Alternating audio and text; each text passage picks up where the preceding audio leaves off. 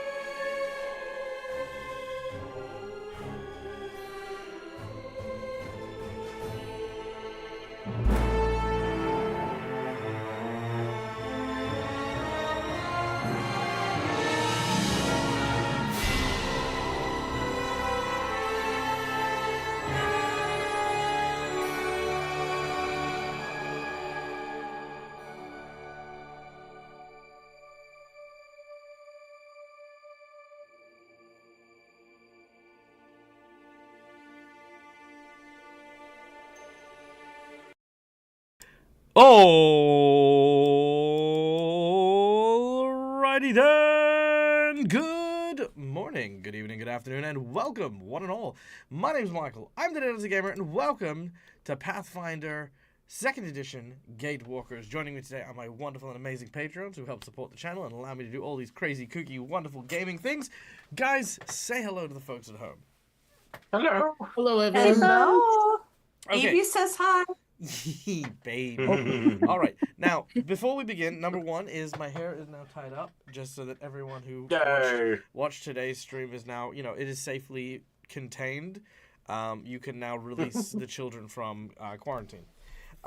Secondly, is I have an experience to share with my chat and my group. Now, no one asked for this, mind you. Like, no one knows what's going to happen. But I was in the shop today, right? And as everyone knows, I am an avid consumer of the beverage known as the Cola of Coke, or Coca-Cola. But what I found in this very, very sequestered little place is this, which is a Japanese version of Coca-Cola that boasts original taste, right? Ooh. In this very strange and bizarre, like, kind of twisty bottle type thing, right? So, I have both of these in front of me, and I'm going to try the difference to tell you what the difference is, if there is any at all. Either that, because, I mean, I spent quite a bit of money on this one, because it was at a specialty store, and they charge you stupid amounts. I spent like $1 on this, so, I mean... So, I'm gonna try them, and I'm gonna let you know what happens. And, for the ASMR of it, okay, we're just gonna... Right next to the microwave, it's just... I got a food taste stream today. And he talked right over it. Sorry. It's too late. It's gone now. That glorious moment's left. All right, so we have the fresh Coca-Cola. Okay, that's as I remembered it. Sweet, herby, spicy, amazing. All right, now we have our original Coke. Okay, here we go. Ooh, that was nice. I couldn't even hear that. I think Zoom might cut it out, but okay.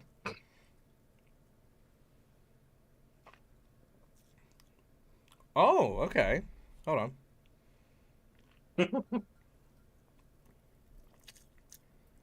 Okay, that is vastly different. I would say this one tastes more like, I know it sounds weird, this one more tastes like cola. Like it's got a more caramelly kind of taste as opposed to the very sharp taste that regular Coke tends to have. And weirdly enough, thinking about the recipe and how it was originally served, because original Coke was actually not really often served on its own. It was always done as part of a float, or a spider as they're called in Australia, which is Coca-Cola with ice cream on the top. So this would absolutely kill as a spider, for sure. Like 100%. I taste this and it kind of gives me that like kind of mom and pop shop kind of like, milkshakey shop kind of like cola type thing. Whereas this is just like, assembly line Coke of what you're expecting. So there you go. And what's the thing? The let's see, sugar is 11.3. Sugar is 10.6. So the old one has more sugar. Energy is, wow, okay, 188.2 versus 675. So not only is there less in this, it's almost double the amount of like calories and stuff than in a regular can of Coke. Okay, right on. There you go. So now we know. Original Coke is definitely a mixer of some kind. You're just like, I'm buying this from now. Yeah, so there you go. Now, despite my did my tongue go numb from the cocaine? Maybe if I start, rubbing my teeth going straight, just let me know. But there you go. That is our little bonus content there for you. Now, to begin with, of course, we have sponsors. Ironically, Coke is not one of them. But if anyone has an in at the Coca-Cola company that they want to let me know, please do. Honestly, like the amount of money that I spend on Coca-Cola is, just if they gave me cans of Coke, like I'd work for them. I'd be a spokesperson. I would dress up in the fucking, that would be just Dead Aussie Gamer, just me in a tin can wearing a fucking hat. Like that'd be the whole stream, and I'd just be your hat would be a Coke. I would hat, sell like out so quickly it would make your fucking head spin. We'd be playing Coke and Cola, a new homebrew version of Dungeons and Dragons, right? Anyway. I digress. The point is, we do have sponsors who actually support the show, which we're going to talk about really quickly. We have none other than Hero Forge for the wonderful art you see on stream here, which make 3D models that they can ship to you anywhere in the world for your use in your own games, so that you can play, enjoy, and embody these characters that we use for our imaginary storytelling that we do, which is a lot of fun. We then have Sirenscape for the beautiful sound effects that you'll hear over the course of the series and of the season. Many of these sound effects are just such great mood builders and great ways to kind of really get my players immersed into a session. And Sirenscape has a massive library of content, so go check them out. And then we have Fantasy Grounds for our VTT of choice, which covers a ton of the background materials, things like how to manage the rules, some of the mathematics, a lot of the auto calculations are done through it, and of course it is the easiest way for me to be able to twist, shift, and maneuver our campaign as we are playing it, with the influences from our lovely audience as well while we play. So Fantasy Grounds, absolutely amazing. We love it. It's cool. Yeah. Yay. Now, of course, no epic game is complete without an epic group of heroes. We are, of course, missing our dear friends Mac and Nick today, who play the role of Viv, the summoner, and Squee, the... I want to say Squee was a fighter, but... yeah. Was Squee a fighter? Squee was I think so. Squee was a fighter. Where are A you? weapon-breaking fighter, yeah. Oh, he was a fighter. Yeah, he was a weapon-breaking fighter. Okay, there you go. No weapon breaking fighter. He was. There you go. So yes, Yeah. they are unfortunately unable to join us, but we do wish them all the best and cannot wait for them to return to our table to continue the adventure. But of course, throwing the ball to the people who are here while I go and put this this back in my fridge. I'm going to turn it over to my players to tell you about themselves and the characters they will be playing today. Take it away, OG Lava Kitten. Hello, OG Lava Kitten, and I'm playing as Lushara, an elven witch who is now spiritually bonded with another one from the planet we left behind. But she's on a quest to find out what happened to her when she stepped through the gate, along with her party, and also her personal quest to find out where her missing twin brother is. And I'm Scully, playing the gruff dwarf Bill Rotar, that doesn't like to do a lot of thinking, as he mainly tries to get the intelligent people to do it for him. Although apparently he's becoming a bit more of a practical comic relief at times as well. Hello, I am Neil from Emergent Diversion. I'm playing Rongul Drakebjorn. Rongul technically is a Lashunta, who mainly looks like an orc. They're a thaumaturge, and there's still a lot to be learned about him, so I'll kind of just leave it at that. He's an orc Lashunta thaumaturge. Hello, I play Aelith, the Elven Ranger. I too am merged with another individual who has been helping with attuning to the telescope to hopefully get us home soon. All right, fantastic. Without any... Oh, wait, no, we have one last thing to do, of course, and that is to thank the most important people to our show, and that is our lovely and amazing audience members who come in time and time again to join us, play, have a bit of fun, and enjoy all the shenanigans we get up to. But of course, you know, hey, we're on Twitch. We're doing these things, and one of the things is I do not like the idea of, you know, audience members not feeling like they're a part of the show. So, hey, we invite you to come on down behind the GM screen in order to have a bit of fun with us. Now, first of all, for those of you who are watching, at any point in time, if you would like, you may use the channel points that you earn from watching our show in order to influence the game while we play. These can be insight bonuses, inspiration, wandering monsters, divine healing, and much, much more. Hey, subscribers get channel points a little bit quicker, so yeah, consider that as well.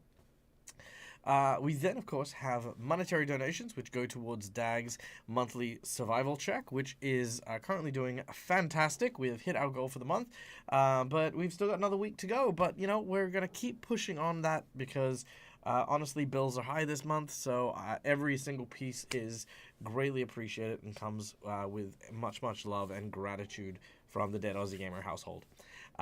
These donations are a little bit more tangible, and they have a stronger influence over the game while we play. First of all, for $5, you can donate one of these little red marks to a player of your choosing. These are hero points that can be used to stave off death, petition the DM for nonsense that isn't in the rules, or roll with advantage. Alternatively, you can donate for one of these little purple dealies, which counteract hero points, make bad guys roll with advantage, and have minor complications occur in order to just, you know, mess things up in the game. For $10, I will draw from one of two decks of cards I have in front of me. The first deck is a deck of heroic actions, which come with free hero actions that you can award to a player of your choosing, and it also serves as a hero point. Alternatively, that $10 can go towards a plot twist, which is a narrative storytelling card drawn from this deck of random card flashbacks and plot twists, and I will insert said plot twist into the game in the middle of the game while we are playing. It's a good way to keep me on my toes and allow me to challenge myself as a storyteller in order to make sure that these games remain unique, fun, and engaging to everyone. Yay! For $20, you can donate to give someone the coveted golden natural 20, which is a natural 20 because sometimes shit just needs to fucking work. And you can't just rely on your dice. Sometimes the nat 20 is what you need. And yeah, you can buy someone a natural 20. For $50, you can donate to give someone a magic item. This item can be an item from their wish list, an item you would like me to design as part of a set, or it can be a $50 item that you design as a homebrew item that I will then make into a Pathfinder item. So yeah, there's that. Then, of course, we have our $100 secret menu item. Now, our heroes are currently traveling from plane to plane to plane to plane to plane, trying to return back to the realm of Galarian, which is, of course, quite a noble feat, quite an interesting thing. And our heroes have yet to arrive at their designated location. So, what I'm going to give my players is a rare device, one device that I have had some tribulations about, but effectively it'll be a micro version of the telescope that will allow our players to replicate the atmosphere on one of the solar system's various planets in a short bursted area. Now, the way this functions is the person using this item will be able to teleport within 60 foot as a move action or as a single action, and wherever they appear, a 20-foot aura around them emulates the environment of the planet that they wish. So basically they are teleporting up, teleporting down, and then bringing a piece of that land there temporarily. The effect will last 1 minute, and then that area will dissipate.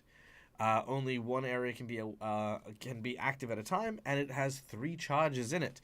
So, yeah, this can definitely be used to get out of sticky situations, be used as readied actions to, like, negate things. For example, if you replicated the environment of Eok, there's no atmosphere in Eok, meaning there's no air, and if someone casts Fireball in an area that has no oxygen, it turns it off. So there's a lot of really interesting things you can do if you know your way around the solar system here in the Pathfinder world. So that is going to be the $100 secret menu item. So yeah, there you go. That's cool. So, there it is. Now, we didn't have any donations crop up while I was busy drinking Coke. I don't think. Unless they're... Let me just... Yeah, nope, cool. Fantastic. All right. In which case, guys, without any further ado, what say we get started in today's session? All right. Yep. Okay. So, without any further ado, let's use...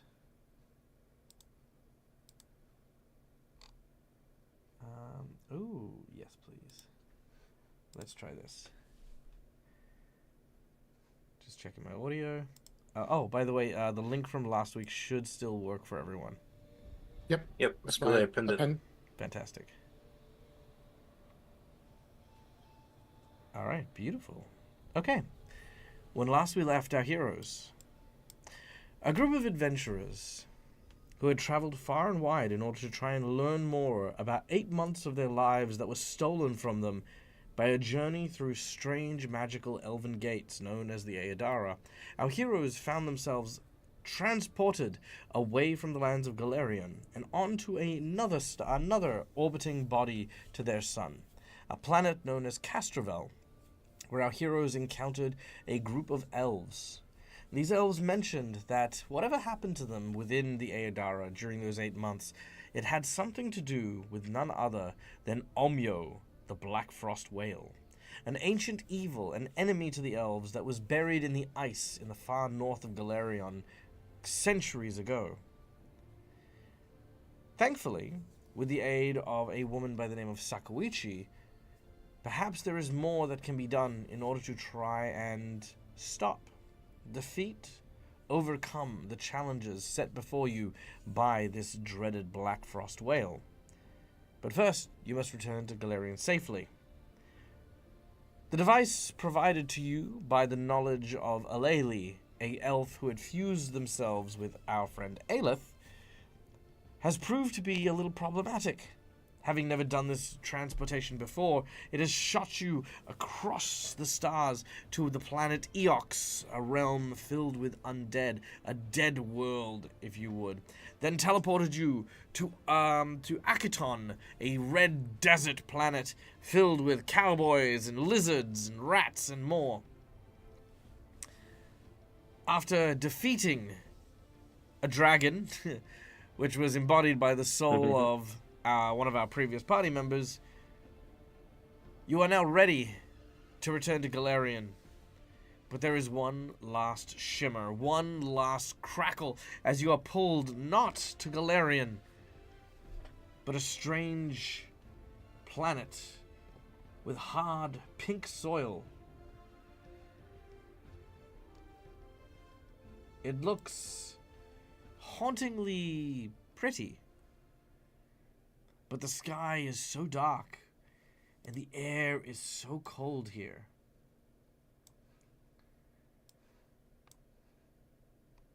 As we return to our campaign.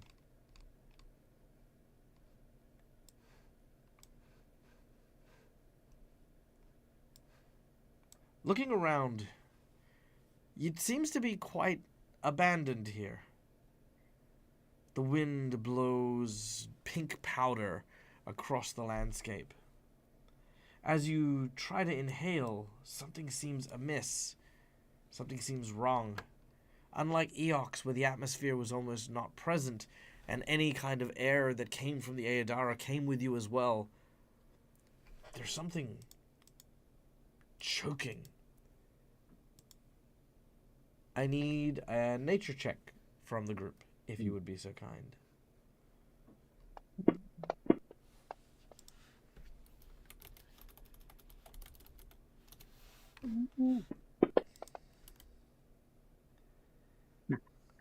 Shara's a city girl. She's not that great out in nature. Ooh, nice. Oh, Nice. very nice. Aelith. So, as you look around, you realize, oh no, this entire area is toxic. The particulates in the soil is incredibly poisonous. Let's see if I can tell you exactly what kind of poison. Poison atmosphere. All right. Okay, you've got that.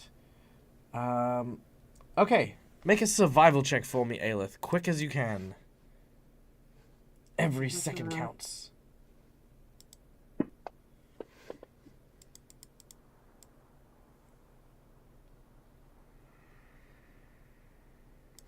Oh, yuck. Not good. A 17. No, that is not good. Okay. Well, that's that, I guess. All right. You do have hero points. You want it. Oh, that's right. All right, yes. Let's try this again because by golly, All right, let's make the hero point happen. after all we've been through, Okay, Unfortunate. wasn't meant to be. It was not meant oh to well. No. be. Okay. Everyone, please make me a fortitude save. Okay. Ooh.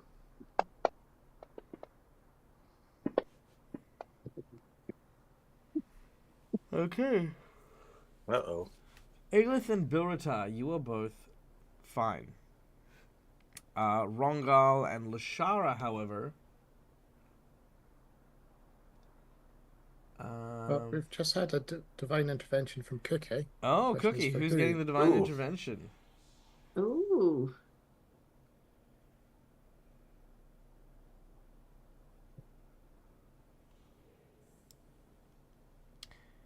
That is Oh, those- for Aelith.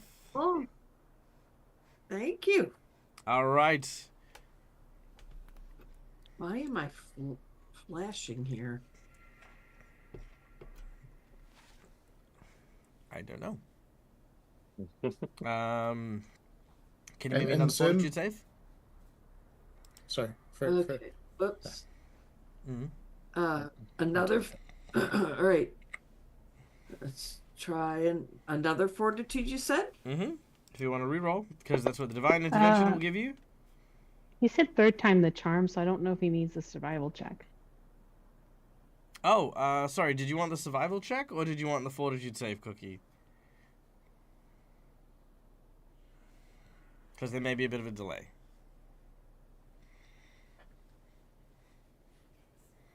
Survival check? Oh, the survival check? Okay. Aelith, please make me the survival check. All right. Come on. It does Definitely was not meant to be. Nope, it does not want me to. Thank you, Steve. Thank you, Alright. Cookie Mon. Okay. So Aelith, you are okay. Lashara and Rongal, you are both clumsy as the poison begins to seep into your bodies. Bilratar, however, you seem very energized. You seem like you're just had a couple of shots of coffee and you're like good to go. You feel actually pretty hyped up. You're making me think you've just given Bill the zoomies on this planet. That's true. You have the quickened condition.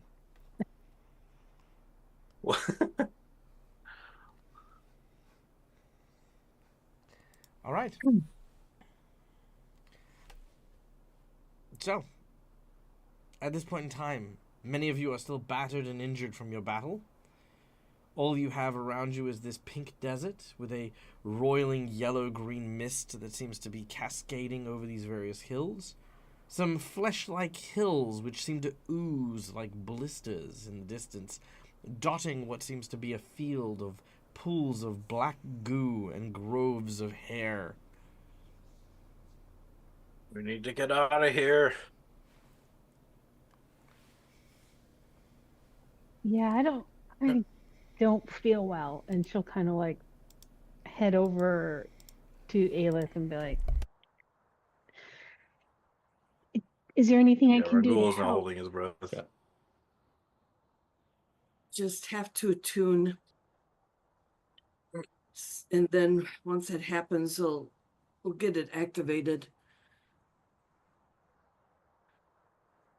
So hearing that, Bill will charge up to, assume they've got the same sort of plinth set up around the gate, just for a bit more elevation, see if you can spot anything approaching for threats on the horizon, just in case, while they're working at the telescope. Make a perception check.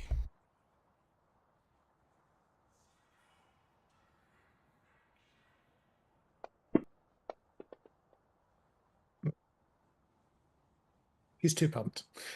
Far too pumped.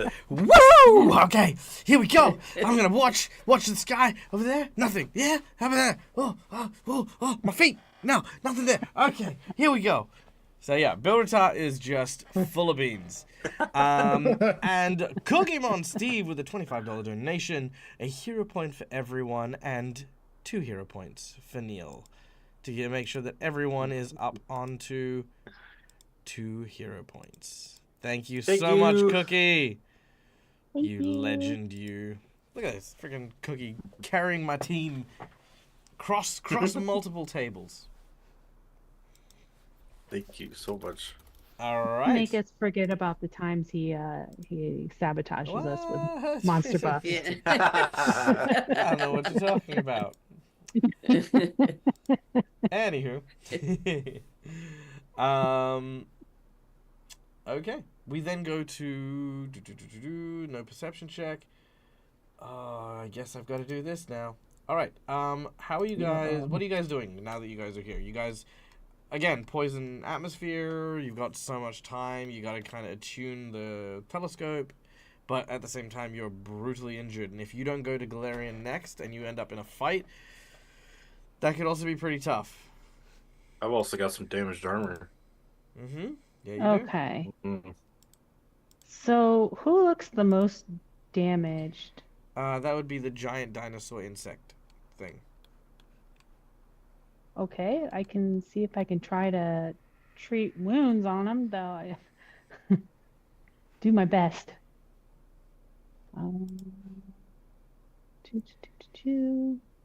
Yeah, let me try to treat wounds on the poor guy since he helped us out. All right. Where did that go? Also, Nope. Dagadon, if Also, you want to Michael. share the map. Oh yes, Yeah. of course. And also, can you take the off guard and the dazzled on me? I can't take that off. It's supposed to only last one round. So that's when I did my exploit vulnerability. Yes. There we go. Activities. Okay. All right. Let's try to treat my little friend a little bit. I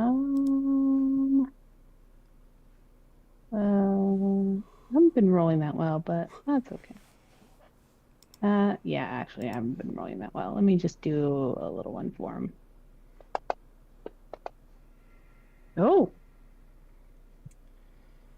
Okay. nice. Okay, so he gets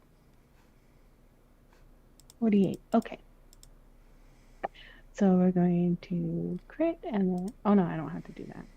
I can just grab this one. There you go. Beautiful. You watch as you basically start. You're not really familiar with the anatomy of such a creature, so it takes you a little bit, but you do manage to actually patch up and heal a lot of his chitinous armor. He kind of makes these weird clicking sounds, in like very pleased and happy. Also, the poison doesn't seem to be affecting him at all. Now, ladies and gentlemen, we're going to have a moment here. Now, there's a moment at Lashara that you realize that the biology of this creature in front of you is somehow immune to the harsh and poisonous atmosphere around you. And you think to yourself, if we needed to survive like a long rest over 8 hours, it's a large creature. And, its insides might be a little warm and safe. Not treating him like a tauntaun. All you need to do is cut him open and then take shelter. Keep in mind the longest blade we've got is Bill's great sword. No, you got the chakram. You can just like peel him open like a can opener. No, we are banishing these evil thoughts. And she's going to try to hang out with the dinosaur beetle, give it a pet, and then hopefully focus for 10 minutes so that she can regain a focus point. Very well. Unless someone wishes to do anything in that 10 minutes, I will need another fortitude save from everyone. Did you said it was just like there was some kind of black ooze on the horizon? No, they're everywhere. See, you can see them like here and here and here. Oh. And there, yeah, just little pockets of this black sludge. You can have a look if you like. Aelith is fine. I don't know. We don't know what's happening right now. He's just gonna stay put. Ooh, Lashara Fortitude is not fine. I am not feeling good. No. No. Oh no. Right. So this one's just on Lashara at this point. Lashara. Okay, you start to get even more sluggish. The poison is seeping deeper and deeper in. You were officially clumsy 3, by the way. Yep. And I'm guessing Bill is still buzzing. Oh yeah, Bill. Yeah, Bill is buzzing good. Oh man, look, quick, give me a pen. I've got this really cool idea for like a band, okay? It's gonna be like ska music, but dwarf ska. That's what I'll call it. I'll call it dwarf ska.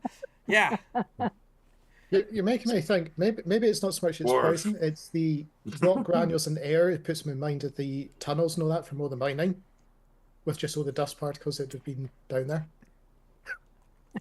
Okay, I think with everything that's going on, I think, Rungul he's gonna need to start thinking of maybe using the area around for survival, so I think I will go and take a look at what this stuff might be. All right. Is there something I can do? No, As he kind of clumsily moves over there. You've got movement blocked, by the way, Dag. Oh, let me fix that. Yeah, done. Yeah. All He right. kind of clumsily move his way over. Yep, you make your way over to the black ooze. It looks like water, but thicker, like tar. Blub, blub, We'll blub. stick a little finger in there and just get a little bit out and kind of rub it between my fingers. See if I can find out exactly what the stuff might be. I saw that Okay. expression, Dag. He's doing what? He's using the environment to see if we can use anything to help us. Mm-hmm. Yes. With your fingers. Why not? It's fine. Just, I mean, people it's put okay. berries on their lips to see if they're poisoned, right? No. And then you don't eat them. No. Yeah, that's an actual thing. It's better than eating them. The funny thing is he's actually not wrong. However, they did that once, Neil, and then they stopped. Because that's generally how that works. I don't know. We don't know what this is. Like, let me it hurts my fingers a little bit, then yeah, I will stop. Okay. Well, yeah, But it's fine. you might not Not have like I'm sticking my arm in fingers. and No, it's fine. Don't worry No, about it. you don't have any sticks or Oh anything. no. Oh no. I like how Michael just puts enemies in every random puddle we find. It's not in a random puddle, Neil. Okay. It could have been up there. Give up me a top. second. Give me a second. I've got a funny feeling each of those puddles was effectively one of these things. All right, 1 minute. Well, let me read this for you. Okay. Ladies and gentlemen, allow me to introduce you to the planet our group is currently on. It is known as Octurne the Stranger, a planet-sized nascent of the Great Old One, the 11th and furthest celestial body orbiting Galarian's sun. Octurne is nearly double the size of Galarian, but is bathed in a poisonous green-yellow atmosphere. It is the only world in the system not connected to the other planets in the solar system by a network of portals. Well, actually it is, but that's weird. Octurne is rarely visible to the naked eye. Astronomers have reported deciphering the planet's description from a range using its gas giant rings and dark lifeless rocks in order to try and ascertain itself. In scholarly works, Octurne sometimes is represented by a complex rune, a long horizon bar that has 3 vertical bars placed. Oh no, you know that. That's not important. Here we go. Octurne is the subject of countless legends. Some hint that the planet may be the system's link to a lightless place beyond the stars, known as the Dark Tapestry, or the mysterious Dominion of Black, which whispers in Osirian legend. The Pharaoh of Numbers, one of the 4 pharaohs of Ascension, responsible for unifying Osirian's original historic empire, was a devotee to the planet Octurne, and thought to be obsessed with the study of the planet. Some believe that their rapid technological and magical advances that occurred during the reign of the 4 pharaohs was due to powerful forces from Octurne, a theory known as the Octurne Enigma. Others postulate that the planet is actually a vast living being trapped in stasis, with a variety of parasitic organisms and creatures that sustain itself in a symbiotic relationship.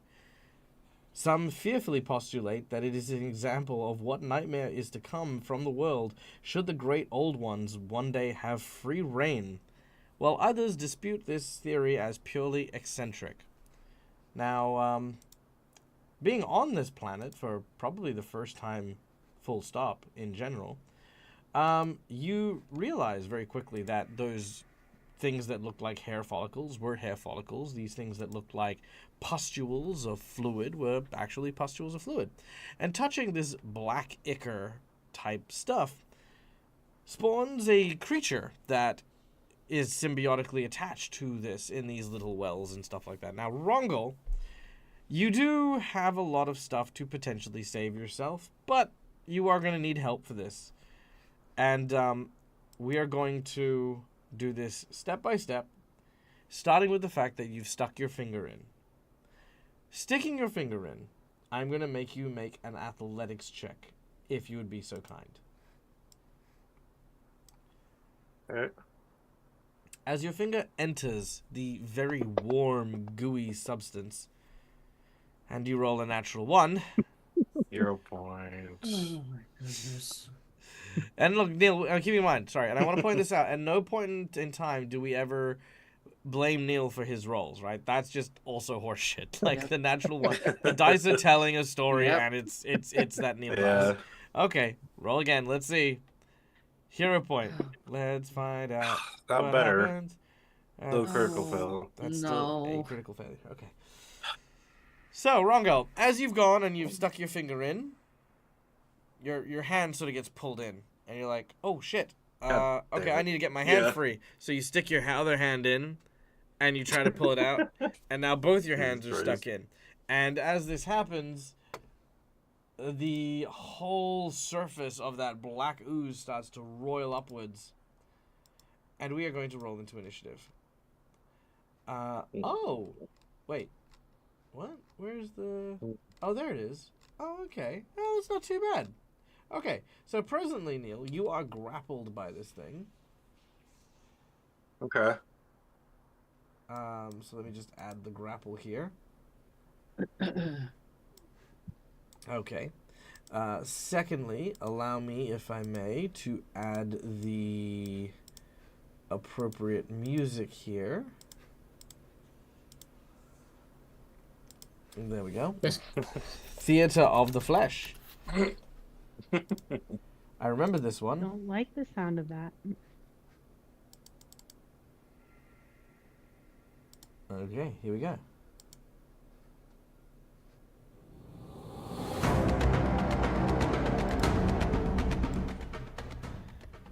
Okay, so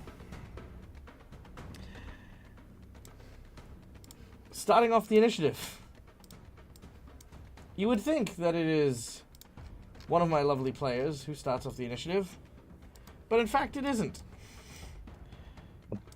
This is the actual threat that was supposed to be coming down on our group, and that is a God. faceless, winged, leathery demon. Sees Bilratar swanning around and swoops down to try and grab him with his tail. With his tail, he begins to tickle Bilratar. Bilratar, we're gonna make you have a fort save. You are fine. As it attempts to tickle you, it will try to tickle you a second time. A coochie coochie coo. A coochie coochie coochie coo. And again, it strikes you. And let's see if you can resist the tickle. Oh no! The tickle has not been resisted. You gonna let the tickle happen? I'm going to let the tickle happen, see what happens first. All right. You find yourself laughing uncontrollably, which gives you the sickened condition, as you are now being tickled by this large large. I say its wingspan's quite large, but it's this very terrifying, thin, gaunt demon thing. And that is its turn. As we then go to Lushara. Little Lushara with that clumsy 3. The clumsy Okay. Okay. Oh my god. Sorry, Cookie Mon said, some might say that in this environment, Bilratar is tickled pink. Thank you, Cookie. Thank you. He's also he's also effectively hyper just now as well. It's true, it's true. Okay. Okay, so Lushara, I don't think has seen what's going on yet with Rongol, because she's on the other side of this big old dinosaur beetle, but Sure. she does see Billitar getting assaulted. That makes sense. So she's like, assaulted. Let's be reasonable here. He is being tickled. Made a I new would friend. consider that an assault because I don't like to be tickled. So. Tickle, coochie, No, no. Who's a good dwarf? Who's a good dwarf? Nope, don't like that. So she's gonna be like, Aelith, get us out of here, and then reach into her pocket And let's throw some needles at this thing. Where'd my character should go? There it is. Okay. She's gonna put her hand in her pockets. She's going to say a word and throw them at that, whatever that is. So we're going to attack him. Oh, and they miss. Of course they do. She's clumsy 3. Okay. And she's just gonna be rub her face a little bit, and then swing her hand over her to cast shield on herself. All right. And where is that grab? There we go. Boop. And that is her turn.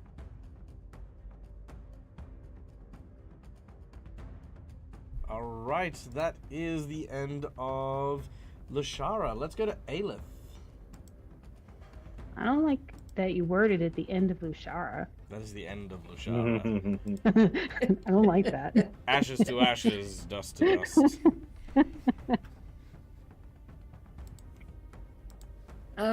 Aelith has been focusing hard trying to quickly attune to this, and then she hears Lashara talk, looks over, sees her attack something, so she's gonna look to see, and then it's just like, oh my god.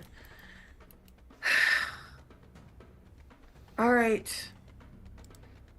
Another fight it is. She's gonna draw her bow. You audibly hear your like back crack as you like reach for your bow, and you're like, ah, Whew, okay. Yeah. Yep. Yep. All right. Let's do this. She's gonna try for I think the precision. She's gonna go after this winged dude. All right. Your arrow flies, and you watch as its wings sort of fold and twist around the arrow as it flies off into the distance. As it hits the ground, I need everyone to make me a reflex save. Oh, sorry, before we get into that, do you want to use a hero point? Yes, let's try it. I also just remembered I don't think I took the hero point from you last time either. So that would be your final hero point. Okay. Yeah. Okay. I gotta do something. Let's do it. Make your attack again. Let's see it. Gonna channel high vibes. Nat 20. Nat 20. That is not a nat 20. But No. yeah, it will still fly into the distance, hit the ground, and I need everyone to make a reflex save. Okay. Yeah, Sure, will go well. You're fine. God damn it! Rongal is not fine. And Aelith is not fine. All right, Aelith, you fall prone. Rongal, you fall prone as well. Oof. Wow. As a small earthquake tremor shakes the ground as you strike it with your arrow accidentally. Okay. Like kind of I'm on my gut or on my stomach. What would you like to do? You've drawn, you've fired once. You can use your last action to stand up. I need an action to stay attuned to the microscope. Yes, or you do. microscope. The telescope. Yep. Yeah, you so wanna do I that? guess yes, I'm gonna just keep attuning to the telescope. I can try standing on my next turn. All right, you If that ever happens. you focus your energies and try very hard to keep that focus on the telescope. All right, after Aelith is the dinosaur bug.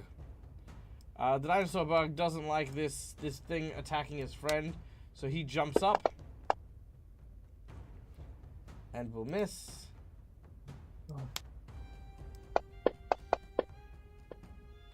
And will miss, And that is all it does. Rongo! All right. Clumsy I am grabbed and prone. Yeah. Just since my hands are stuck in this, and I definitely know something's grabbing me. I wish to see if there's some kind of knowledge roll I can make on this creature to make it, like, maybe find out if there's a way I can easily make it easier for me to get out, and if not, like, entirely out, maybe just one hand. If I can do that with an esoteric lore, since it says I can do it with haunts, you know, and creatures and stuff. Could you be so but- kind as to read out the effect of this? Esoteric? Yeah. Esoteric lore. Oh, okay, let me go to my... Okay, so esoteric lore you experience with the unknown, as well as the tales you've exchanged with other thaumaturges, has taught you about strange phenomena of every kind. You become trained in esoteric lore, a special lore skill that can be used to recall knowledge regarding haunts, curses, and creatures of any type, but that can't be used to recall knowledge of other topics. Unlike a normal lore skill, you use charisma as your modifier on esoteric lore checks. And then I also gain the dubious knowledge skill feat. Which actually I do have to put that in my thing because I forgot about that part. Okay, so you're I will looking... do that after my turn though. So you're wondering if there's knowledge that would help you break free of this. And yeah, if not fully break free, at least one arm, if possible.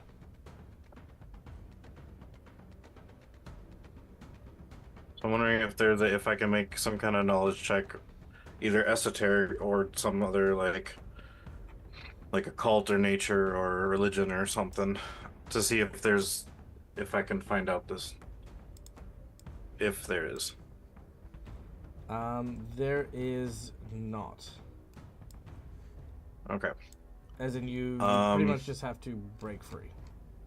Okay. Would it be easier just to break one hand free than two, or is it the it's same breaking thing, free just is to the break same three? DC, yeah. Okay. Then yeah, I guess I'll try to break free. I guess if I can stand up while still being grappled, if that would make it easier. Sure. I think it'd be harder to break free of a grapple. Alright, if I so was one prone, action, so... you're going to remove prone from yourself. Easy done. Yep. And then I will try to back up and break from this grapple. I actually wouldn't back up, but, you know, in reality. Right, But make a athletics check as you're trying to pull the slime. on, game. They're 23. Alright, that will break you. No, wait, that's not right. No. Sorry, that does not It break should you be a free. -2 or -1. No. The score should be no, it's fine. No, as in the DC is 28, not 23. It did say a success, but yes, the DC is 28, unfortunately. Okay. Dang it.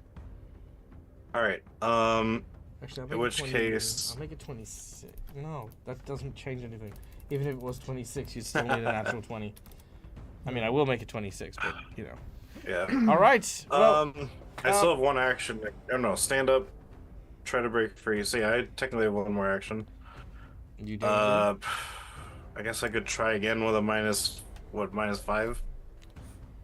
Or yes, is it just you could. not? You guys heard of Coffee Meets Bagel? It's like a dating app. Yep. Dating app that's like Shush. actually... Yeah.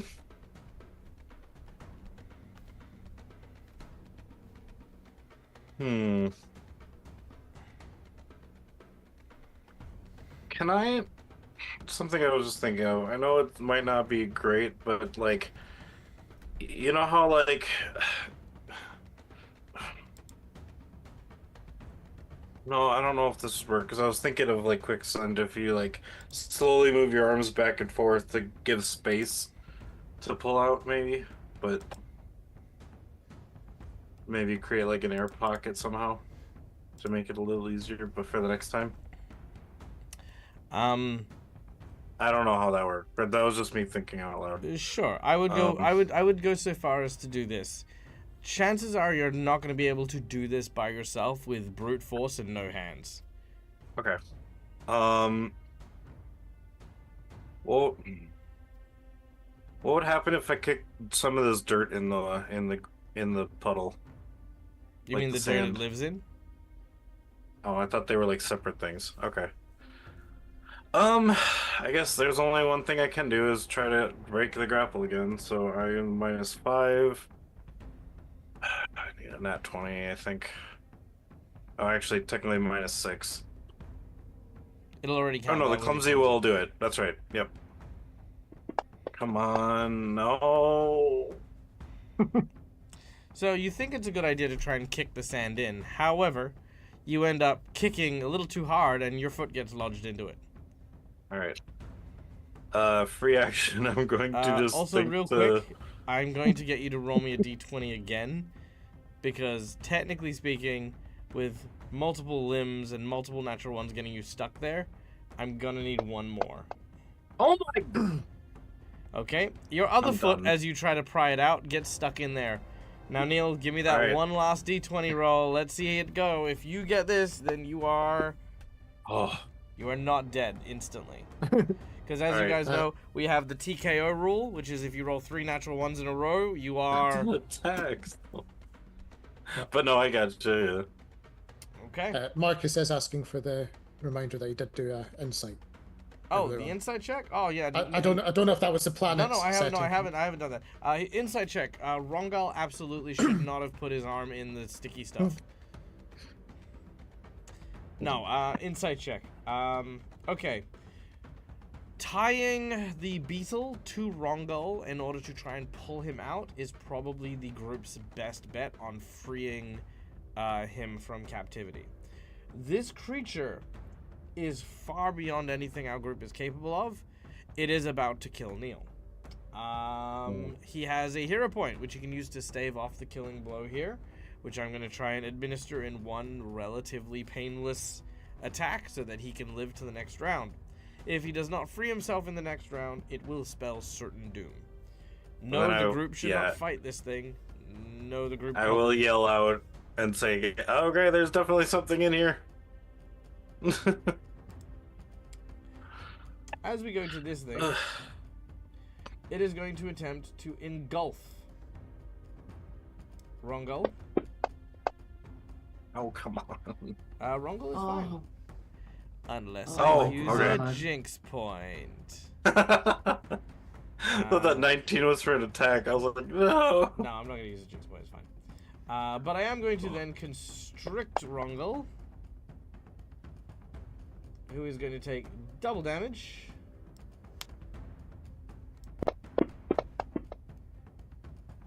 Alright, I am going to use my feat called Orc Ferocity.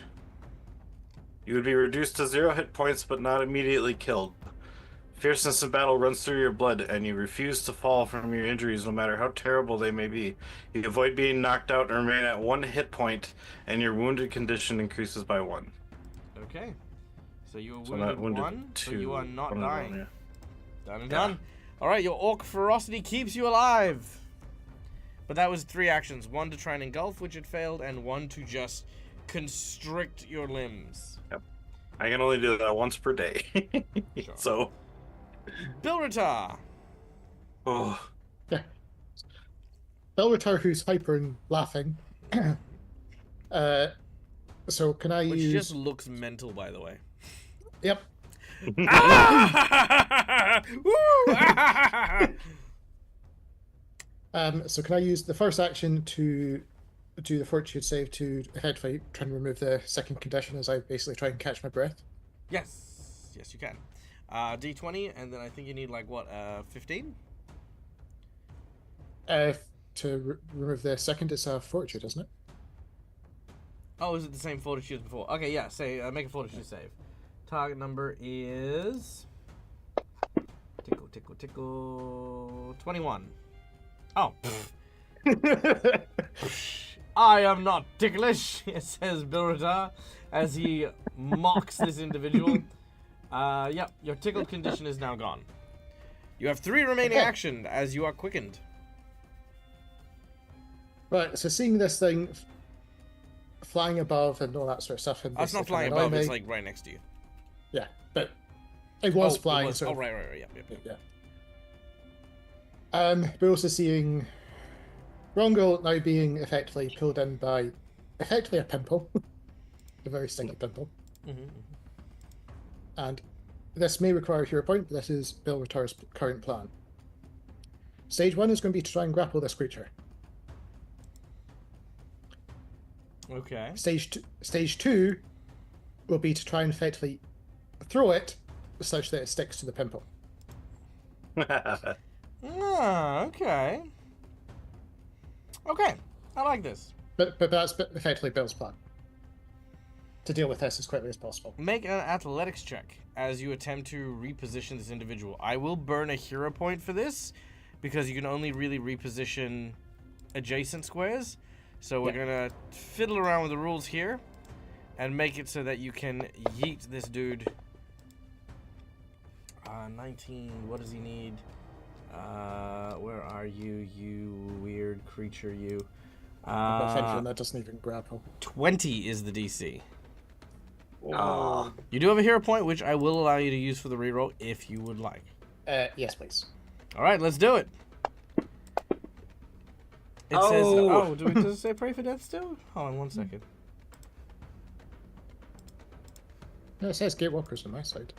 Maybe try refreshing it, Marcus. Yeah. Yeah, I see Gatewalkers too. Okay, cool. Well, yeah, there we go. Carry on.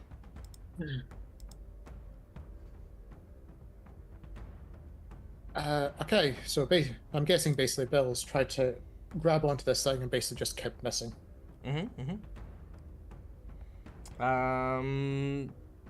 Yes. Sorry, did you... yeah, so that was your second one. Yeah, you just basically tried, and as you grabbed him, his limbs don't really have bones. They kind of just twist and bend, and you just can't... You can't catch him. So, grapple.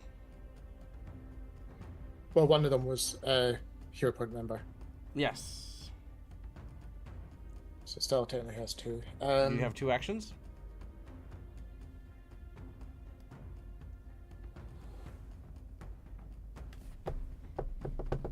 I'm thinking Bill's ideal plan is to keep the focus of this thing.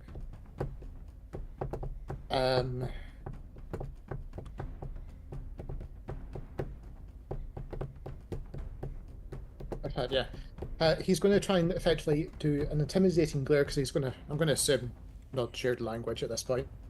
Different planet and everything like that. Good question. Let's see. Languages. Aklo. Yeah, no. But effectively, he's going to use his intimidating glare feat to effectively say, "You dare tickle me." It's basically just the menacing glare. All right.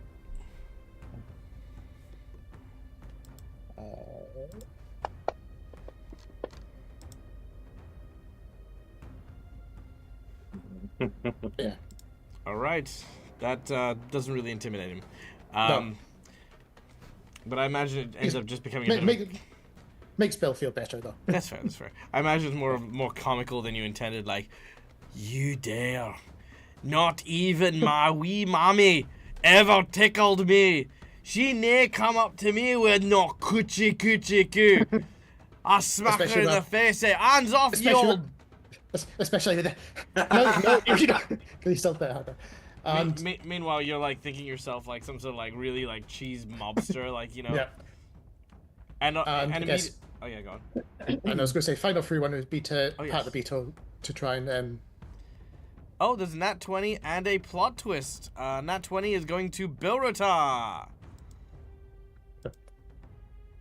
Nice. I mean, Bill, you do still have that grapple plan. Could just burn the Nat 20 straight away on the grapple plan. You could. You do have that free action. Thank you, Christina, by the way. You lovely and amazing being. You are amazing. Yeah, thank you. Yay. When you just need shit to fucking work. Exactly, Christina. You get it. Yeah, you know what? Since we had the grapple plan, we used the hero points to do it. You do? Should we just use the Nat 20 to have it happen? Well, go for the roll first, because just in case, you know. Just in case you. Unless you wanna use the nat. No, because that's still too far in retrospect. Christina, also give me a number between 1 to 5, please. Ooh. But yeah. Roll it first at your third attack, and then if it fails, then we'll use that 20. Would it be third attack? Oh no, second attack. Sorry, second attack. Yeah. So -5. She drops the doji. OG, pick 1 to 5. 3.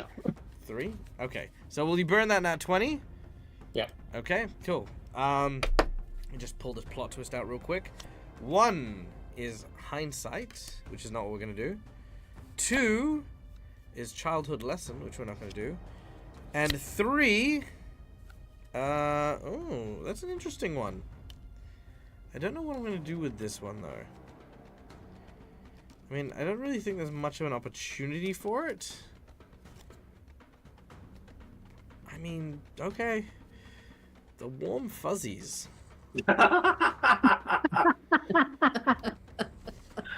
mean, I'm currently being grappled. Oh, that's very snuggly. I like the picture. Who the fuck is gonna give you the warm and fuzzies? This thing was trying to tickle Bill. It's true. It's true. All right. So, with your athletics check and burning the natural 20, you throw this creature into the goo, and the goo engulfs it.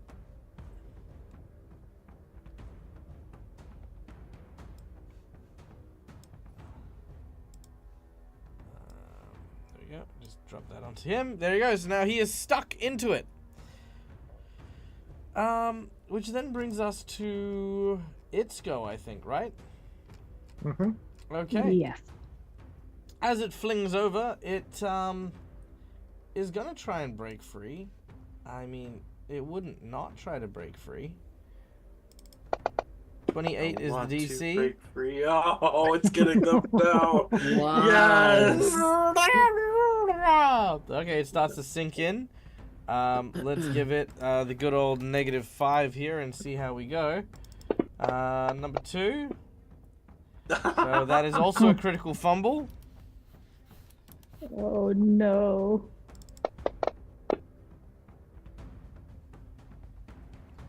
Not a critical fumble, but not a success.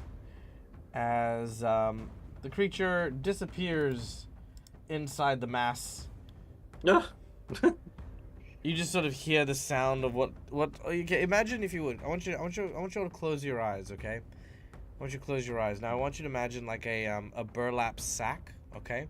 Like a Hessian bag kind of thing, fabric and stuff like that. And I want you to imagine a like someone's like grabbed like a big pile of like chalk, you know, like the big thick chalk that you use to like draw on like sidewalks and stuff. Just a big bag of this chalk, right?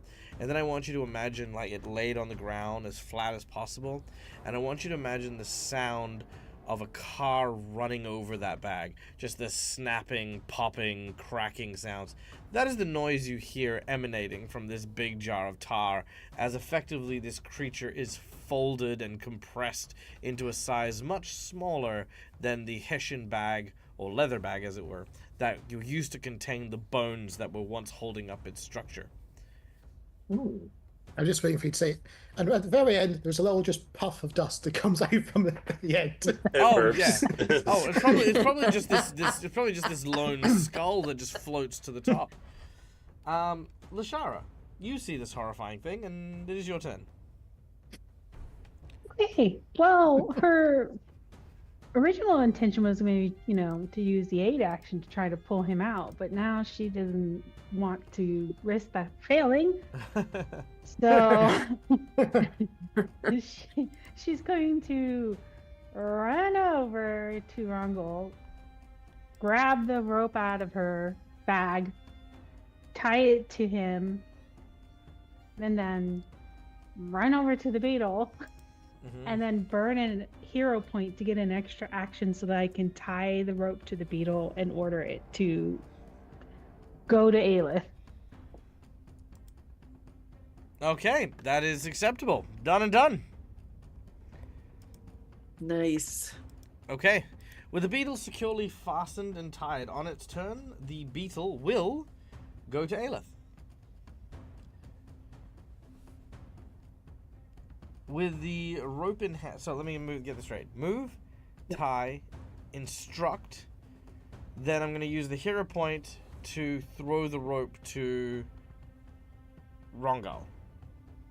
No, I moved to Rongal, tied Both Rongal. my hands are in the thing. Okay, you've moved. I tied it around his waist. Move, tie. And then I ran to the beetle. And then I used burned the hero point for an extra action to tie the rope to the beetle. Okay. Okay, so it hasn't been given the command yet. Oh. That's okay, because it is Aelith's turn next. Okay. All right. Then I'll just use a free action to yell at Aelith to be like, make the beetle go to you. Okay. So, Aelith is going to stand. Okay, first action, Look stand. at the beetle, see what's going on, and call the beetle towards herself. All right, make a survival check. Oh boy, do I have to? Yeah. And the way things are going right now?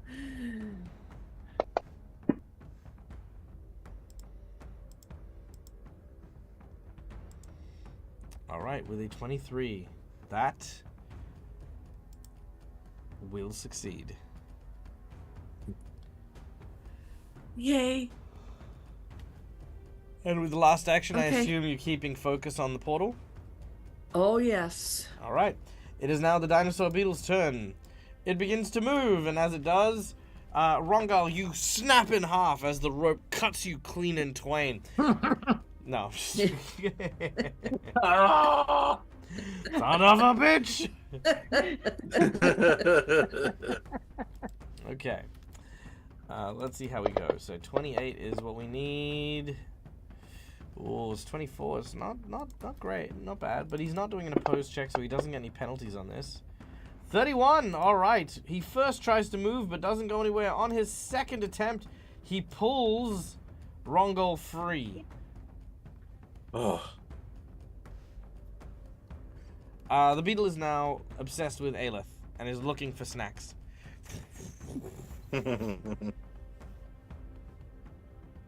What a good boy. Oh. It swallows Aelith. Like, it just puts Aelith in its mouth.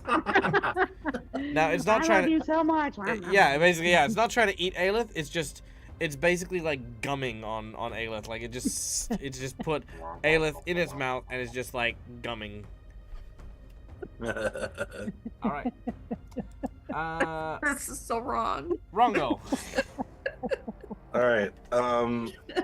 Assuming the pull had kind of knocked me prone again, so I will stand up, and then oops, and then What do I'm you just stand up going and to oops? move because I grabbed the map instead of my character. Oh, okay. I was gonna And say, then I'm don't going stand to up and move oops. 1, 10, 15, 20, and just get the fuck away from that slime. But Neil, you can go touch it. You can examine it. You can learn more. You can bring it back to your culture.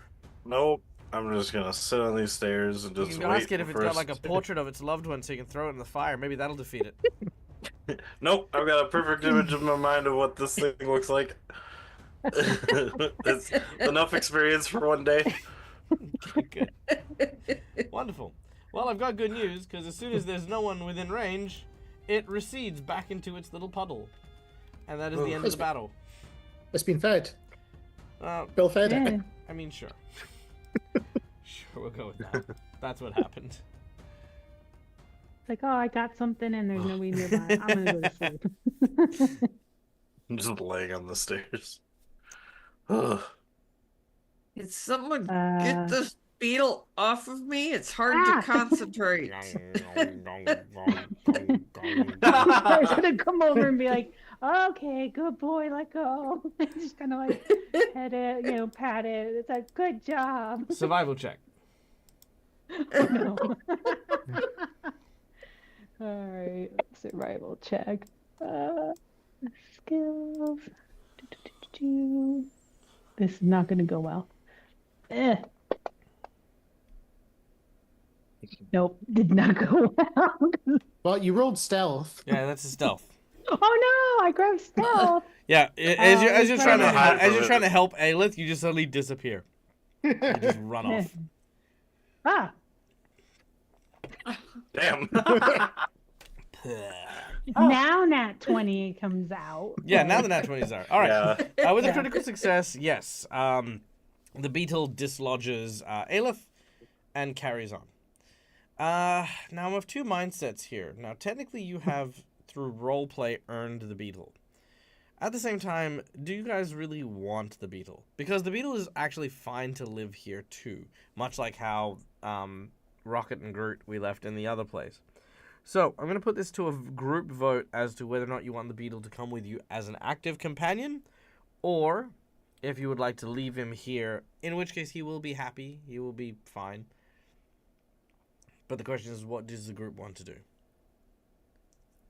But he'll be alone. He will be. Yeah. But he'd also be alone without one of his own kind if we took him with us as well. Yes. 'Cause I am from But his. he'll be alone here. He won't be alone. I am from his. Well, he could. I say he come with us. I can obviously take care of him. I can actually speak with him. I wouldn't want to leave him on this planet. There seems to be nothing friendly here. I If don't I could wanna send him leave him. home, I would, but I wouldn't want to Okay. leave him on this. Yeah. Speaking of Lushari, you might want to back away from. And the Bill puddle. Ratar's like, it is getting a bit cold, though. It's just how it goes. Practical nature at times. Ugh. Banish those evil thoughts. But Lushara is going to retrieve her rope from Rongol and untie everybody. Okay. When she Because retrieves this rope the has rope, come I for say, so many times. All right. You have As- saved my life. I'm forever in your debt. Thank you. The beetle says you're welcome. And thank you too, Beetle. The beetle walks He's a up good to you. The beetle walks up to you and then eats you. Oh. Ah! I just telepathically I need talk to her and teach just the say, beetle.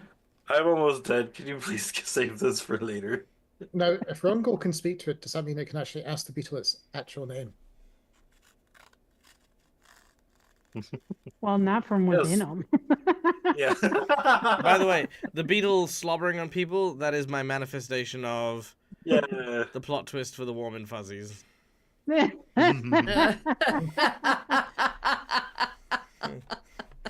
It's dinosaur beetle love warm Exactly, and you know. Let it not be said that I am not at least putting in an effort on these plot twists. It's not hard, but also sometimes it is. All right. We shall ask the beetle. I telepathically speak to him and say, Beetle? thank you for helping us along the way. Yes. Do you wish to continue traveling with us, or would you like to come with us until we're on a safer place? Hungry. Okay. What is your name? Bite. Your name is Bite. No. Hungry.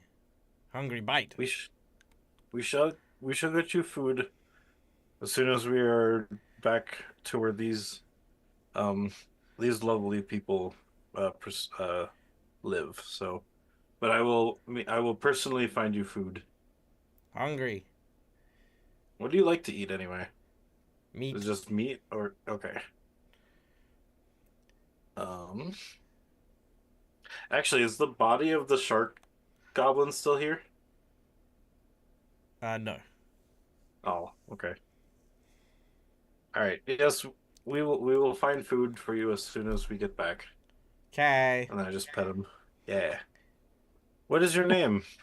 Name. Thunderstruck. Yes. All right. I love it. Thunder. He says his name is Thunderstruck. Okay. Okay. Thunderstrike? Uh-huh. Thunderstruck. Uh-huh. Oh, struck. Sorry. Thunderstruck.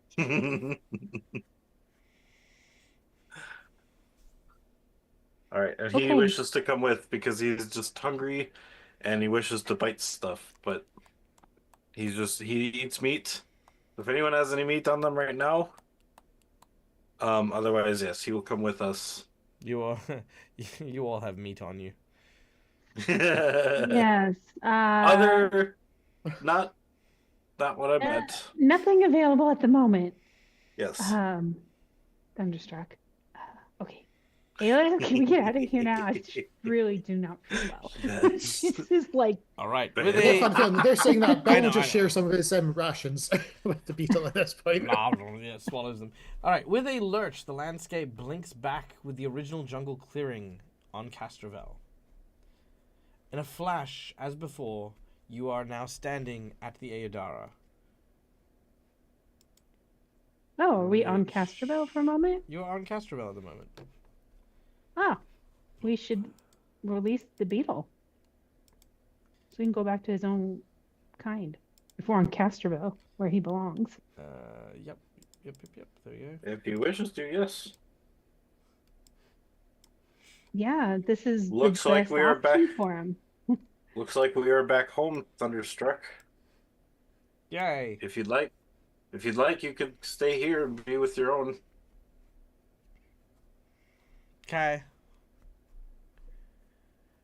Okay. Bye, Thunderstruck. Maybe I shall return one day. Pat his shell. And Yay. Bye-bye. now we don't have to worry about him eating anybody on Galarian, so that's a good thing. It's true. Mhm. All right.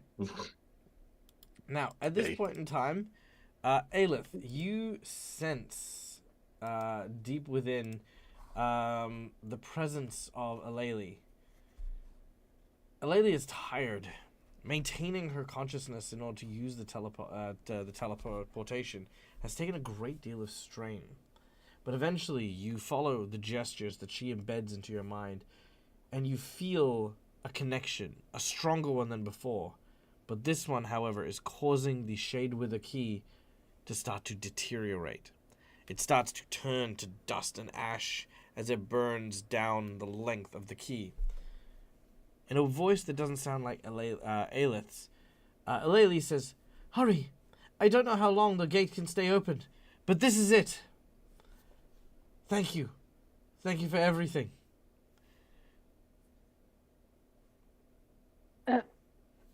Thank you. Thank you. Isn't that a... Yeah, I was going to say, isn't that an Alyssa? Well, Okay. it came out with the... I think we know Aelith enough to know that came out with the cadence of Aleli. And we know Yes. that Aleli Oh, is yeah, true. bound to Aelith, so She's we know talking who we're through speaking Aelith? to at the moment. Yeah. Okay. Okay. Now let's go. Time to go, everyone. Let's Yeah. go. Last chance, Rongo. I don't know if we can get you home. I wish to come with you. It is my goal to find a new place. And honestly, your planet sounds really fun and interesting. I will tell you more about my circumstance when we get to your home. All right then. Let's go home. All right. Hopefully. One by one, you begin to approach the gate, and stepping through, there is a transformation, a booming, whooshing sound as you disappear beyond the portal's breach. As you say farewell to Castrovel, we say farewell to Book 1. Yeah! Hey, we made it! You did! And I didn't die with my new character! Well, Almost. I mean, it was a little... It's very, very, very close. Honestly, yes. it was a little touch and go there, to be honest. As it usually is. With Neil's character is. You made it though. I did. And then I die in the next book. Book episode 1. Don't put that in the universe, Neil. Roll Don't will put that out in save. the Oh universe. God.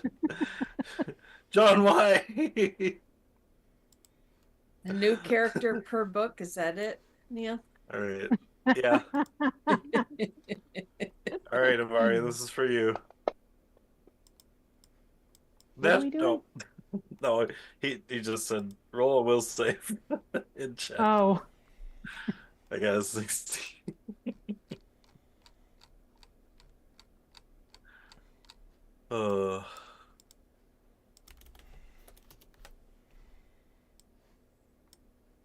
Okay, one moment. Just let me have this here.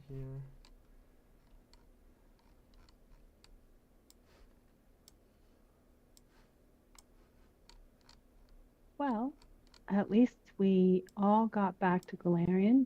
I'm sure Squee's very happy, even if he's quiet at the moment.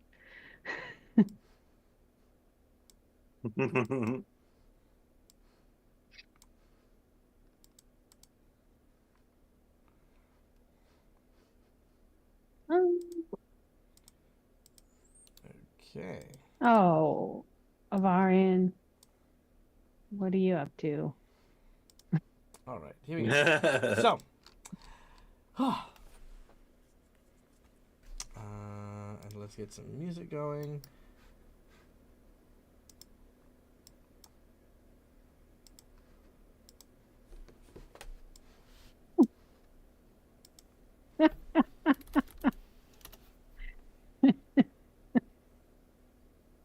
Oh God! Every second. Avarian seems silly.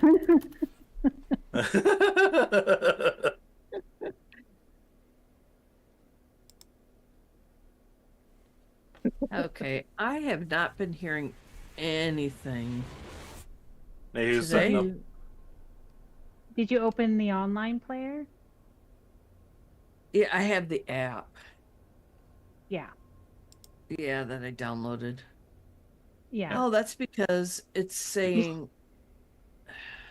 You still have to go to the website to make sure that you're joined to the game and then open app. Yeah, there's a link you can click in the pinned. Okay, we'll troubleshoot a little later. Yeah. Because I've now got Yep. the Yeah. thing ready. Ominous music. Yeah. Okay, now. Oh no, come back. That needs to go away. That needs to go away. There we go. All right, so the final moments inside of the interplanetary tunnel that exists between Castrovel and Galarian feels like falling through a tunnel of multicolored lights. Then, with a sudden flash, reality snaps back into place. The chamber appears to be a large, windowless, circular, centered room, entirely occupied by a massive mechanical telescope. The telescope's far end pokes out of a wide rectangular gap in a domed ceiling, beyond which can be seen hundreds of stars in the night sky. The other end of the telescope tapers down to a raised dais with a young woman in a heavy winter clothing attire. She descends the flight of stairs and says, "Oh, thank the stars, it worked." But before she could say more, hard banging issues from the other side of a barred pair of wooden doors. Her smile then turns weary. "Well, as you can see, I need your help." It barely gives you enough time to ask what is going on when the doors are smashed open and 4 hobgoblins burst in, armed to the teeth. This is the woman who greets you.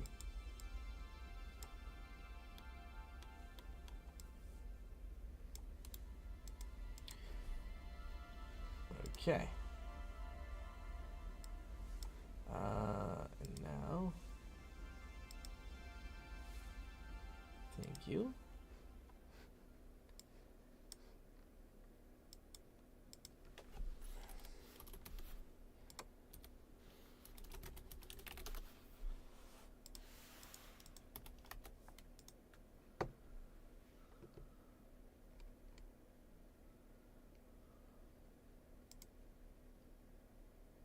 And now that should.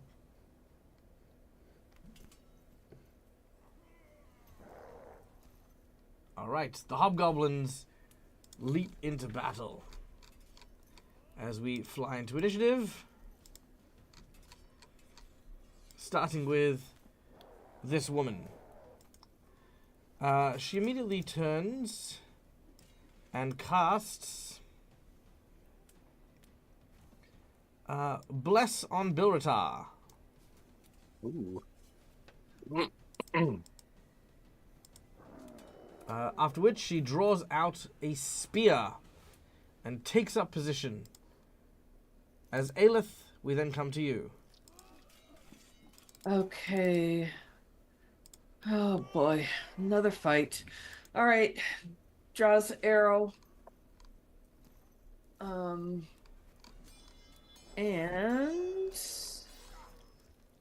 I am going to take a shot.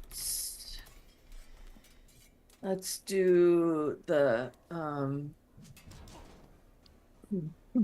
gonna do the hunter's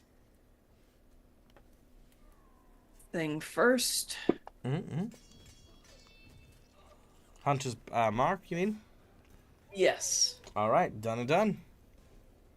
Okay, and now do that.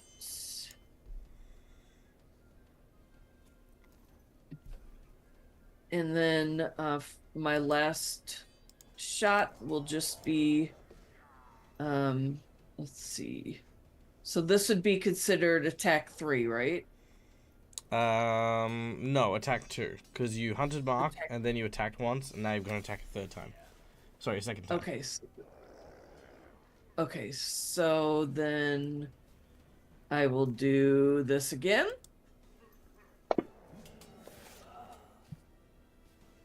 Nice. Okay. Sorry, things are getting a little stuttery on my end right now. Nope, that's okay. Okay, and then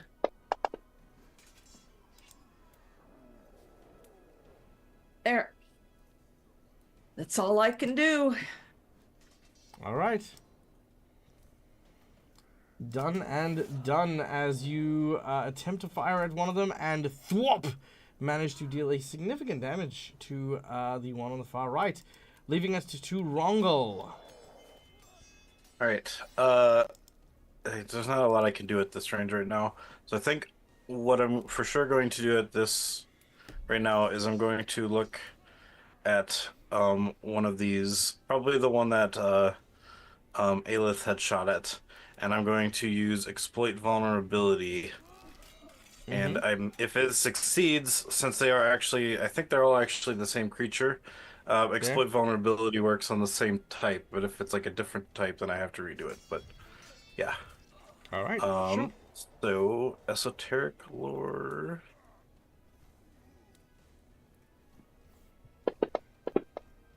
Uh, 29. All right, 29. You will know that these creatures are hobgoblins. Hobgoblins appear very odd to most people, but they are basically advanced, more strong, militaristic versions of the very commonplace goblin. They require little provocation to fly into battle, and are constantly in a culture which promotes trying to succeed each other's authority through strength and military prowess. Okay. They're not weak to anything though, so I'm gonna do my antithesis, which will give me the self-made thinking vulnerability, which will add damage to my attacks. I just say there's no way these guys are gonna stop. They're trying to prove their authority with fighting. So we need to take these out. And how high is the ceiling? Just curious. It is a pretty big ceiling. What are you trying to do? I just want to know. I was just wondering how high it was. I was thinking Rangul is thinking of jumping up there, but at the same time, he knows he's fairly jumping injured up right onto now. the domed ceiling, you mean? I thought there might have been like rafters or something. Nope. You find Like no an such A-frame thing or above something. you. Okay, then yeah, he was just looking for that. Something to kind of climb onto, You grab onto, find stuff. absolutely nothing except the large telescope if you want to climb up that, but that is behind you back that way. Yeah. So I think I'm just gonna try to make my way around and go 5, 10, 15, 20 for one action, and then 5, 10, 15, 20 for my last action. Okay.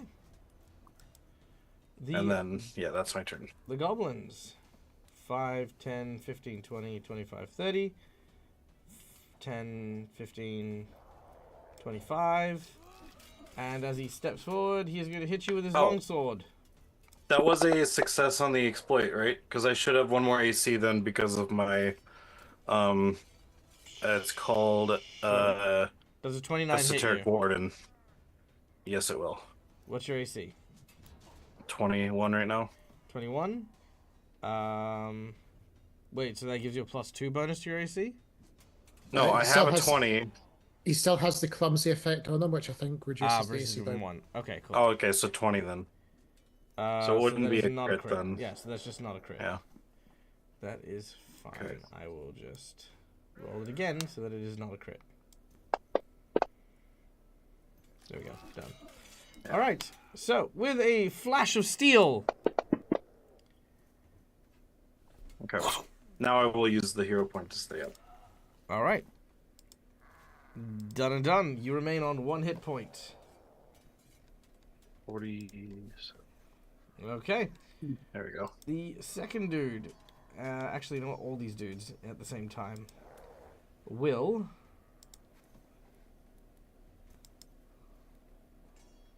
there we go. 5, 10, 15, 20, 25, 30. Okay, so that's 30 foot. 5, oh, nope. Unselect these guys. Come here, you. 5, 10, Ooh, 15, Kelly. 20, 25, 30. And then he has to use his third action to get next to you. 10, 20, 30. And then he has to use his third action to get next to you. So they're going to go try to gather around Bilratar. The other hobgoblin is going for backup and is going to attempt to use his short bow to hit Aelith, who has a bow and arrow as well. Which is 1 shot like so to Aelith as the bow fires for 6 damage. And the second arrow, because he's only moved twice, will miss. Alright. Done and done, and that is our hobgoblin's turn as we go to Lushara. And Calendria has come in with a $15 donation to give a hero point to all of our withouts. Thank you so much, Callie, for the hero point for Rongal, Bilratar, and Aelith. All right. Mwah. Okay, Lushara. Oh boy. Okay. Oh boy, indeed. This is very panic-inducing, but she is going to summon tell Magnus to shift to his Hellcat form and be like Varush to use an action there, and then for her last action, she is going to cast Forbidding Ward on Bilratar. All right. I like it. So this kind of looks like a pattern of stars and just arcane symbols kind of descends upon Bilratar, just kind of like very shimmery but transparent, not quite. You see it out of the corner of your eye. To kind of act like a distraction to the hobgoblins in the hope that they will miss him when they attack. Okay, I love it. Okay, so yep. pulled Magnus into his Hellcat form, and Forbidding Word is 2 actions, so done. Okay, done and done, which then brings us to Bilratar himself. Yeah, so seeing these individuals taking shots and slashes at these various individuals, Bill's not going to hang around and try to be diplomatic. Not that he ever is. Mm-hmm. So seeing the fact that these people are wielding swords and clashing and all that sort of stuff, Bill will actually use his great sword instead of his fists this time. So yes, for chat, I appreciate this is probably where the great sword breaks yet again. Hopefully not to the end of battle. As he'll take a slash at the one closest to presumably our new ally friend first. Mm-hmm.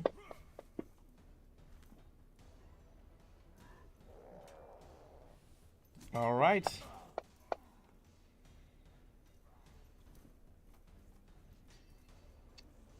As you attack that one with your greatsword, you cleave a huge gash down their body. Yep, and we'll follow up with the second swing. Ooh.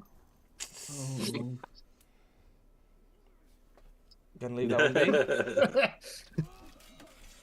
All right, you swing that blade and give us a number between 1, 2. All right, a 2 on this dice as you.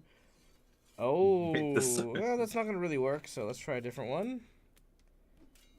Butterfingers, you drop the weapon you've made an attack with. Nice. Very well. And immediately they both pick up the sword and they're like, "It's my sword! It's my sword! It's my sword! It's my sword!" Tink, and it breaks in half. Well, you say that if they pick up the sword, they take damage. They do, which is why they break it. Like stupid sword. No, it's got actually got an authorized rune on it. So when it picked up by the hilt gets unfit. Oh, well, that's fair. Yeah. Okay. All right. Anything else? Which one? Which one picked up the hilt? No. Neither of them. Neither of them are doing that. It's not their turn. They don't get to pick stuff up. They All right. break your sword. Okay, but is that all your actions? Yep. Draw out a sword. Slash. All right. This strange and bizarre individual gets her turn. She is going to cast Sleep. How many people does that target? Just one? A 5-foot burst. Okay. It's going to target the 2 next to you, Bilratar.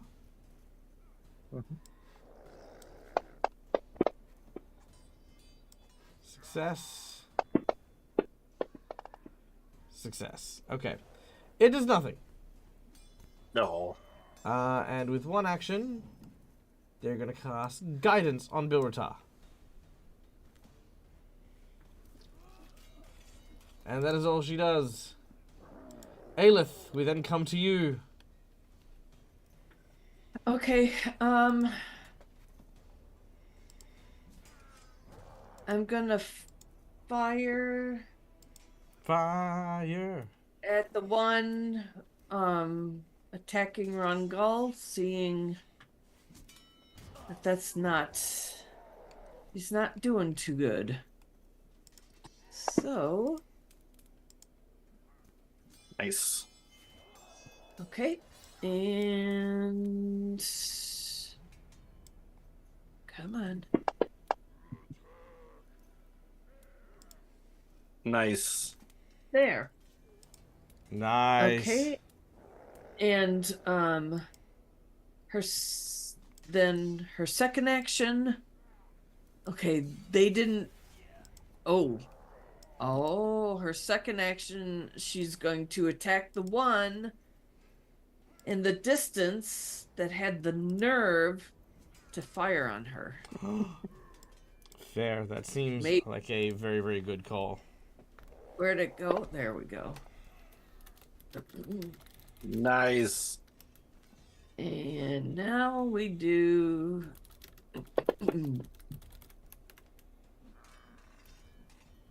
that's Where are we at? Oh, he's wounded. Okay. You know what? She's gonna do that again. I was going to raise shield with the cantrip, but it's more important that this guy goes down. Hopefully. Here we go. One more. And she should have gone for shield. All right. Pick a number between 1 to 5. 3. 1, 2, 3. Klutz, you drop your weapon. No weapons for you. Everyone's dropping their weapon today. That's true. Yeah. Ooh! Kalendria with a divine intervention. Reroll that attack. Okay. Thank you. Here we go. Please, please, please. Nice! There we It's not a go. crit, but it's still a hit. That's awesome. Still a hit. Here we go. Yes. All right. Thank you.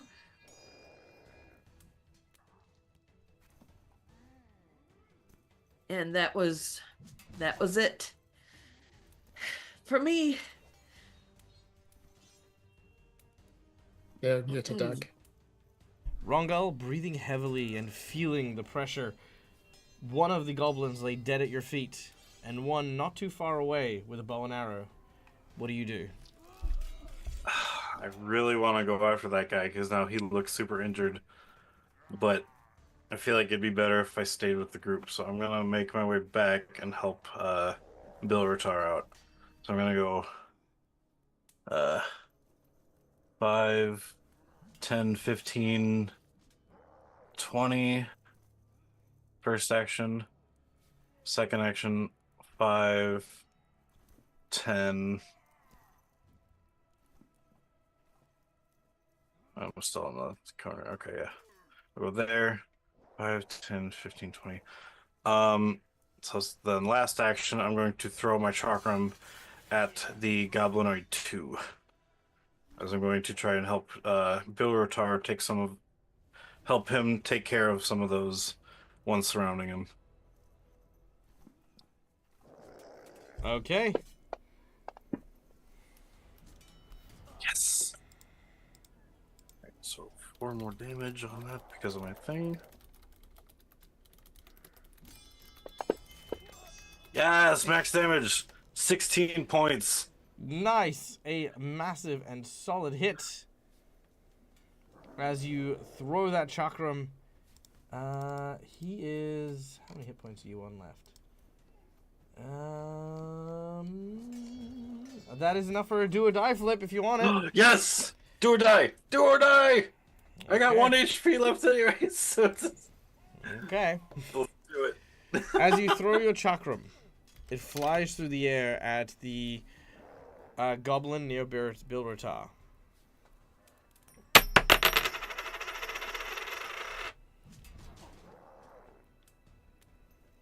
Oh! Dang it.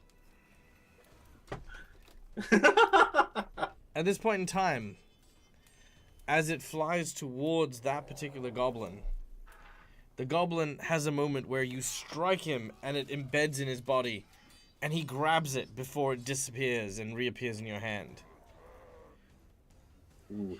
He looks at the chakram, and he hurls it back at you with full force.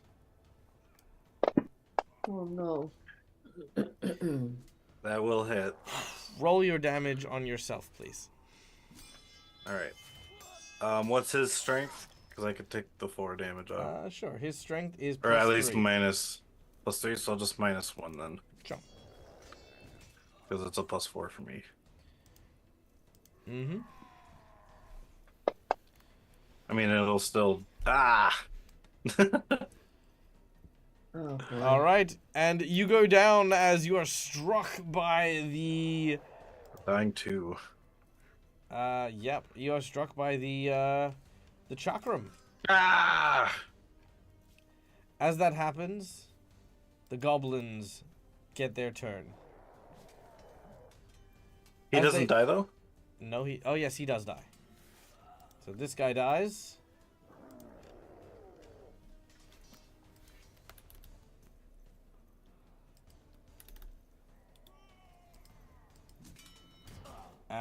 And this last dude.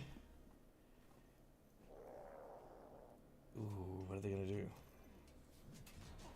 They're going to call out a series of numbers.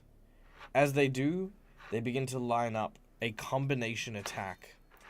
And they aim this directly at Bilratar. Bilratar, as you prepare to fight the one in front of you, he takes a half step back and quickly uses the edge of his sword to blind you for but a moment. You hear the flying of several arrows and a swing of steel. But what happens next, we will come to next week when we return for Pathfinder Gatewalkers. That's what I thought. All right, guys, thank you so much for joining us. Thank you so much for listening and enjoying all the cool stuff that we ended up doing today. Again, massive thank you to everyone who donated for the stream today. Freaking amazing generosity, and thank you so kindly for continuing to humor this bizarre, weird thing that we do. We have somehow managed to allow Neil's character to survive being foisted by his own petard, and we're there. So yeah. Instead, now he's impaired with his own weapon. Yeah, that's true. Yeah. That's true.